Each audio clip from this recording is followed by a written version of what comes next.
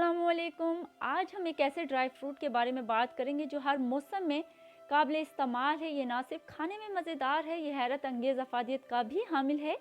जी हाँ, तो हम बात कर रहे हैं खजूर की, जो ना सिर्फ माह रमज़ान में हर अमीर गरीब के दस्तरखान की जीनत है, बल्कि इससे मज़ेदार मुख्तलिफ अशिया भी बनाई जाती हैं। खजूर जिस्म में आयरन की मकदार को बढ़ाती है, डाइजेशन को बेहतर करती है।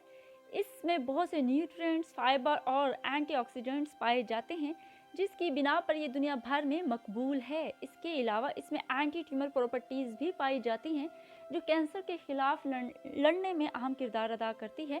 ये एनर्जी हासिल करने का बेहतरीन ज़रिया है।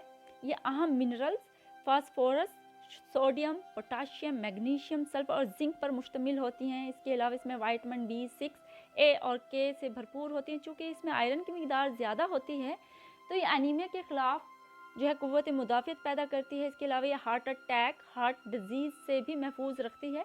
ये आपकी स्किन को ग्लोइंग करती है, बालों की ग्रोथ को बेहतर करती है। 3 से 4 खजूर का इस्तेमाल दिन भर के विटामिन और मिनरल्स की ज़रूरियात को पूरा कर देती है। यह आपकी दिमाग की कारकर्दगी को बेहतर बनाती है। अगर आप स्ट्रेस या डिप्रेशन का शिकार हैं तो खजूर आपके लिए बहुत ज़्यादा फ़ायदेमंद है।